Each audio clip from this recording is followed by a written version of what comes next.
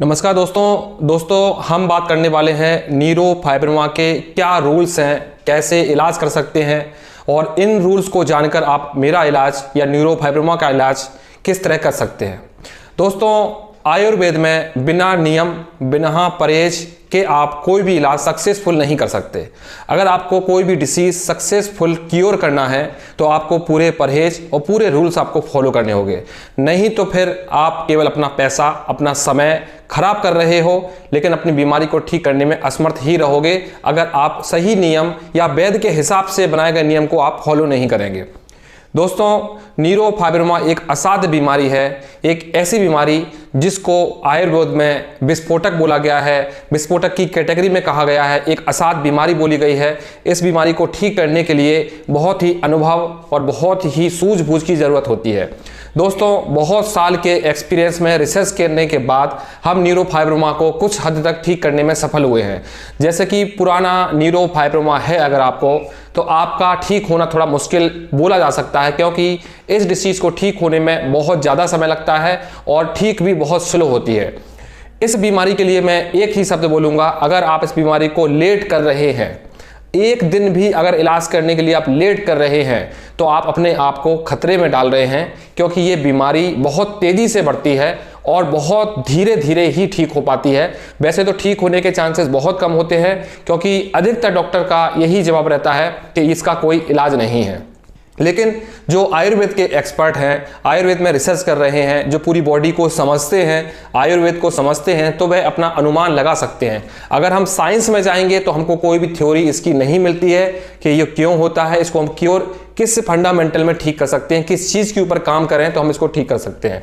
लेकिन अनुभवी वैद्य जो काम करते हैं वो बॉडी को समझते हुए काम करते हैं कि इस तरह की बीमारी किन चीज़ों के कारण होती है, क्या कारण हो सकते हैं, तब वो अपने अनुभव से ऐसे बीमारियों का इलाज ठीक कर पाते हैं। उसी प्रकार दोस्तों, हमने न्यूरोफाइब्रोमा के रिसर्च करने के बाद कुछ चीज़ों को पकड़ा, कुछ चीज़ों को समझते हुए हमने उसका इलाज शुरू किया। जैसे कि सबसे पहले इसका जो रूल्स है, सबसे पहला और सबसे आखिरी, बीच में और भी रूल्स हैं लेकिन पहला और आखिरी एक ही रूल है कि आप वैद्य की देख रेख में इलाज करेंगे, रेगुलर इलाज करेंगे, हर दिन का हर एक दो दिन का आप अपडेट करेंगे, अपने वैद्य को डॉक्टर को बताएंगे कि मैं ऐसा खा रहा हूँ, ऐसी दवा ले रहा हूँ, कितना फ़ायदा हो रहा है, कितना फ़ायदा नहीं हो रहा है, क्या करते हैं सुबह से शाम तक, किस तरह दवा लेते हैं आप, इस तरह की चीज़ें बताकर ही इस तरह की बीमारियों का इलाज हो सकता है। अगर आप ज़्यादा बिजी हैं तो शायद इस बीमारी का इलाज आप नहीं कर पाएँ, क्योंकि इसमें पूरा जूझना पड़ता है, पूरा अपना कंसंट्रेट अपना दिमाग इस बीमारी पर लगाना पड़ता है।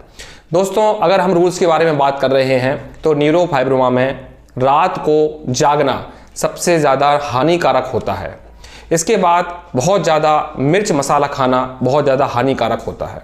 अगर आप इसमें ज़्यादा मेहनत वाला काम कर रहे हैं, जैसे कि आप जिम कर रहे हैं, बहुत ज़्यादा एक्सरसाइज कर रहे हैं, बहुत ज़्यादा हैवी डाइट कर रहे हैं, तो इसमें नुकसानदायक होता है। अत्यधिक व्यायाम करना इसमें नुकसानदायक होता है। वहीं आप हल्के फुल्के व्यायाम, आसन, योगासन, योगा, मेडिटेशन अगर आप न्यूरोफाइब्रोमा में करते हैं या ध्यान करते हैं, अच्छे विचार करते हैं, आयुर्वेद में तो इतना तक कहा गया है कि विस्फोटक बीमारी में अगर मरीज दान करता है, बीमारों को दान करता है, बीमार लोग हैं, अगर उनका दान करता है उनको किसी भी प्रकार का, तो उसकी बीमारी में लाभ होता है, क्योंकि आयुर्वेद में पुनर्जन्म के कुछ हिसाब किताब के कारण इस बीमारी का लेखा जोखा होता है।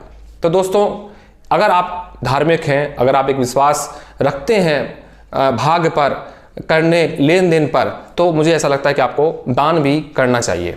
जो आपके आसपास बीमार लोग हैं उनको आप दान करें, जिसके कारण से आप जो दवाइयाँ कर रहे हैं, जो इलाज कर रहे हैं, उसमें आपको लाभ मिलता है। कहीं ना कहीं हम तो एक माध्यम होते हैं, ठीक करने वाला ऊपर वाला होता है, डॉक्टर एक केवल और केवल एक माध्यम बनता है। हो सकता है कि ऊपर वाला वैद्य के दिमाग में कुछ ऐसा दे दे, ऐसा कुछ जानकारी दे दे जो आपके ऊपर फिट हो जाए। तो ये सब चीज़ें भाग्य से मिलती है।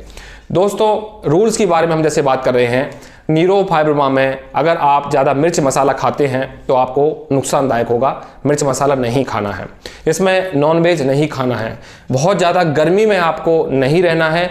गर्मी वाला काम, जैसे कि किसी आग में जलने वाला काम, आग जलाते हैं आप या आग के पास काम करते हैं या धूप में घूमना पड़ता है या आपको रात को जागना पड़ता है, ऐसा कोई काम नहीं करना है।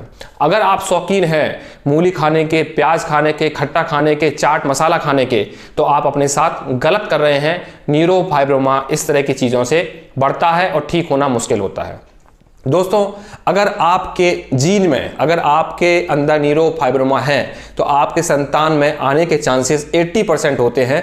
तो कभी भी अगर आपको लगता है कि आपकी संतान में आना स्टार्ट हो रहा है, 1 सेकंड भी लेट ना करें, इलाज तुरंत करवाएं और अपना इलाज भी करवाएं। अगर किसी महिला को है तो पहले वो इस चीज़ को रोके, उसके बाद प्रेगनेंसी की प्लानिंग करें। और अगर बच्चों में ऐसे सिम्टम दिखाई देते हैं तो बिल्कुल भी लेट ना करें, क्योंकि ये बीमारी जीन, नेक्स्ट जीन में जो आती है बहुत ज़्यादा इंक्रीज होकर आती है। इसका मतलब क्या है, आपके अंदर अगर ये 50% है तो आपकी संतान में ये 80%, 100% होने के चांसेस रहते हैं।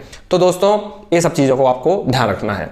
अब दोस्तों, न्यूरोफाइब्रोमा में तब तक ऑपरेशन नहीं करवाना है जब तक आपका न्यूरोफाइब्रोमा रुका नहीं है।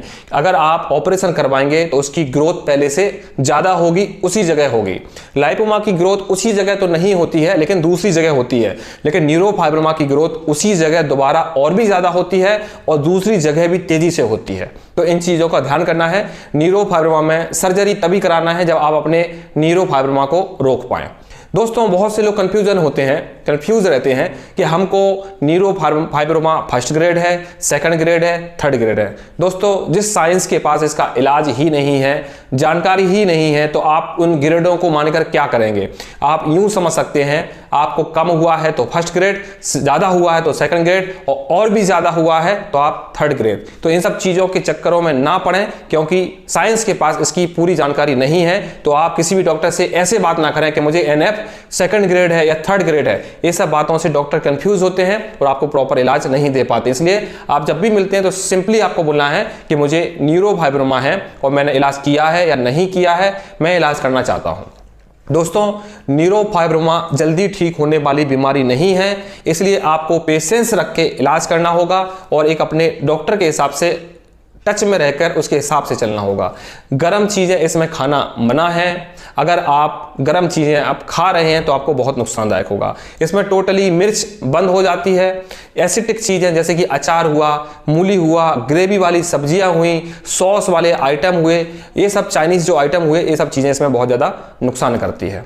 अब इलाज कैसे करना है? इलाज इसमें बिल्कुल भी लेट नहीं करना है। अगर आपके आसपास कोई वैद्य है जो अपनी दवाइयों को पेशेंट के हिसाब से बनाता है और आपका इलाज करता है। दोस्तों, आयुर्वेद का मतलब ये नहीं होता है कि मार्केट से कोई आपको हर्बल आइटम उठा के दे दिया और आप इलाज करना शुरू कर दिए। ये आयुर्वेद जो है वो आज का आयुर्वेद है दोस्तों, और ये आयुर्वेद में हम असाध बीमारियों का इलाज नहीं कर सकते। इसमें हम नॉर्मल बीमारियों का इलाज कर सकते हैं या अपनी लाइफ स्टाइल को अच्छा बनाने के लिए वो सारे प्रोडक्ट यूज कर सकते हैं। लेकिन जब आप किसी असाध बीमारी का इलाज करवाते हैं तो एक ऐसे वैद्य से करवाएं जो अपनी दवाइयों का तैयारी खुद करता है, हर पेशेंट को देखकर समझकर फिर वो इलाज करता है। तो ऐसे वैद्य से ही आप इलाज करवाएं, नहीं तो नहीं करवाएं। इसके बाद दोस्तों, इसमें मैथुन करना नुकसानदायक होता है। आप अत्यधिक मैथुन ना करें, रात को अधिकतर ना जागें, रात को मोबाइल ना देखें, रात को बहुत लंबे समय तक टीवी ना देखें, रात वाली ड्यूटी ना करें। इसका सबसे बड़ा जो बढ़ने का कारण होता है वो रात में जगना। दोस्तों, एक रूल और है, भूखे नहीं रहना है। मैंने अपने एक्सपीरियंस में देखा है कि न्यूरोफाइब्रोमा वाले जो पेशेंट हैं वो अधिकतर भूखे बहुत रहते हैं, या यूं कहा जा सकता है कि इनको भूख नहीं लगती है, क्योंकि ये डिसीज जो है वो हमारे इंटेस्टाइन डिसबैलेंसिंग, लीवर डिसबैलेंसिंग और हमारे जो ग्लैंड हैं हार्मोन्स वाले, उनकी डिसबैलेंसिंग के कारण ही होता है, जिसके कारण से हमारा जो ऑक्सीडेशन है स्किन का वो प्रॉपर नहीं हो पाता है। तो हमको अपने लीवर को, इंटेस्टाइन को, ग्लैंड को मेंटेन बना के रखना है। वो मेंटेन कैसे रहेगा? अच्छी हैबिट्स, अच्छे रूल्स, वेदों को फॉलो करके, आयुर्वेद को फॉलो करके आप अपने अच्छे रूटीन को फॉलो करके बना सकते हैं।